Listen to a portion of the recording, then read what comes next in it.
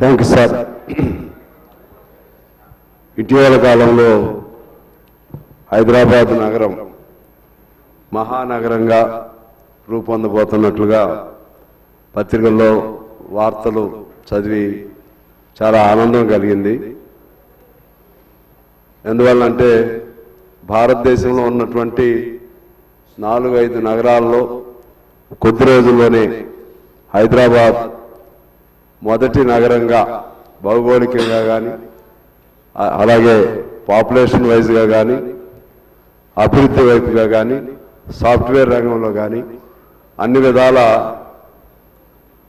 అగ్రస్థానంలో చేరేటువంటి అవకాశం కనపడతా ఉంది. ముఖ్యంగా ప్రపంచంలోనే అతి కొద్ది నగరాల్లో హైదరాబాద్ నగరం ఆ కొద్ది నగరాల సరసన చేరటం మనందరికీ హర్షదాయకమది. ఇదే సందర్భంలో మన మిత్రుడు హరీష్ గారు చెప్పినట్లుగా కొంత ఈ సెంట్రలైజేషన్ సమస్యలు వచ్చినప్పుడు ఈ పరిపాలనాపరమైన సామర్థ్యం ఎలా ఉంటుందనేది మాత్రం జాగ్రత్తగా చూడవలసినటువంటి అవసరం మన ప్రభుత్వం పైన ఉంటుంది. పరిపాలనా సామర్థ్యం దెబ్బతినే అవకాశం కూడా ఉంటుంది అధ్యక్ష. చాలా చోట్ల చూస్తున్నాం, ఎవరి వాళ్ళకి చిన్న చిన్న వికేంద్రీకరణలో వాళ్ళు జాగ్రత్తగా వాళ్ళ పంచాయతీ కానీ మున్సిపాలిటీ కానీ అన్ని అంశాల్లో కూడా వాళ్ళకి ఎంత నిధులు ఉన్నాయి, ఎంత ఖర్చు ఉంది, దాన్ని ఎలా రాబడి సంపాదించుకోవాలి, ఇటువంటి జాగ్రత్తగా చూస్తారు. అలాగే పారిశుద్ధ్యం ఎలా ఉంచుకోవాలి, రోడ్లు ఎలా ఉన్నాయి, డ్రైన్స్ ఎలా ఉన్నాయి, ఇవి కాన్సన్ట్రేషన్కి చాలా మంచి అవకాశం ఉంటుంది చెన్నై అయితే. అదే సమయంలో అలా అని చెప్పి గ్రామాలు పట్టణాలుగా మార్చకుండా ఉండలేరు, పట్టణాలు నగరాలుగా మారకుండా ఉండవు, నగరాలు మహానగరాలుగా కూడా మారకుండా ఉండవు. కానీ వీటి మధ్య ఉన్నటువంటి ఆ బ్యాలెన్స్ని, ఆ డిస్టింక్షన్ని జాగ్రత్తగా చూడవలసిన బాధ్యత ఉంది. గంపగొత్త కలిపేసేసి ఒక పెద్ద ప్రపంచ మహానగరాల్లో ఒక మహానగరంగా హైదరాబాద్ ఉందని ఆ క్రెడిట్ కోసం చేస్తే మాత్రం మనకి భవిష్యత్తు ప్రమాదకరంగా ఉంటుంది. అదే పద్ధతుల్లో ఈ హైదరాబాద్కు సంబంధించి ఇప్పటికే అనేక సమస్యలు ఉన్నాయి.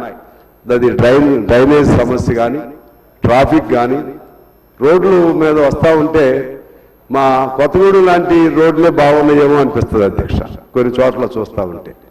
అంటే ఇటువంటి సమస్యలు కూడా మౌలికమైనటువంటి సమస్యలు, ప్రాథమికమైనటువంటి సమస్యలు, వీటిని ఎలా పరిష్కారం చేయాలి, ఆ విధంగా అన్ని బహుముఖ రూపాలలో బహుముఖంగా ఆలోచన చేసి బహుముఖ పద్ధతుల్లో పరిష్కారాలు చేసుకుంటూ అప్పుడు కొత్త దాని వైపు వెళ్ళాలి. కానీ అట్లని చెప్పి ఈ ప్రగతి ఆగిపోవాలని ఆగుతుందని నేనేం అనుకోను. కానీ ఇవన్నీ ఇప్పుడున్న అనుభవాలను దృష్టిలో పెట్టుకోవాల్సిన అవసరం ఉంది. అలాగే ఇప్పుడు ఇంతకుముందు పెద్ద డిస్కషన్ జరిగింది మూసీకి సంబంధించినటువంటి. వర్షాకాలంలో చూస్తాం, ఒక్క అర్ధగంట కంటిన్యూస్గా వర్షం వస్తే ఒక పూట మొత్తం ట్రాఫిక్ జామ్ అయిపోతున్నటువంటి పరిస్థితులు, చాలా చాలా సమస్యలు ఉన్నాయి. మనకు ఒక్క సాఫ్ట్వేర్ రంగం ఒకటి, పురాతన కట్టడాలు, చార్మినారు లేకపోతే ఇంకేతర కట్టడాలు, ఇటువంటి వాటి వల్ల హైదరాబాద్కి మంచి పేరు ఉంది. ఆ రోజుల్లో ఎకలాజికల్ బ్యాలెన్స్ ఉండేది, వాతావరణం కూడా బాగుండేది. ఇప్పుడు అది కూడా వాతావరణం కూడా అంతా ఈ టెంపరేచర్ ఈ నేపథ్యంలో వాతావరణం కూడా డ్యామేజ్ కలుగుతూ ఉంది. అందువలన ఇది పెద్ద వ్యాస్ట్, ఎందుకంటే తెలంగాణలో దాదాపు 3వ వంతు భాగం ఇవాళ హైదరాబాద్కు వచ్చేసింది. కొన్ని జిల్లాలు ఈ మహానగరంలో కలిసిపోతా ఉన్నాయి. ఈ సందర్భంలో ఒకవైపు సంతోషం కలుగుతుంది, ఒకవైపు ఈ సీరియస్గా ఒక పౌరుడిగా భవిష్యత్తు ఎలా ఉంటుందనేటువంటి సహజమైన ఆదుర్ద కూడా ఉంటుంది. మరోవైపు ఇంత గొప్ప నగరం మనం కలిగినందుకు ఆనందంగా ఉంటుంది. కానీ ఇంత గొప్ప మహానగరం ఉన్నందుకు కొంత అదనపు అట్రాక్షన్, ప్రపంచంలో ఉన్నటువంటి ఎస్టాబ్లిష్మెంట్స్ కానీ లేకపోతే కొంత పెట్టుబడుల సేకరణకు కానీ ఇటువంటి వాటికి కొన్ని అవకాశాలు ఉండొచ్చు అధ్యక్ష. అందుకని దీనికి సంబంధించి మన ముఖ్యమంత్రి గారి ఆయన స్వాధీనంలోని శాఖ ఉంది కాబట్టి ఆయన బాగా టైం స్పేర్ చేయాలి, బాగా అధ్యయనం చేసి, ఇప్పటికే ఆయన చెప్పిన మాటలను బట్టి చూస్తే చాలా బాగానే అధ్యయనం చేసి, అంటే హైదరాబాదు నగరానికి సంబంధించి నాలెడ్జిబుల్గానే మాట్లాడారు.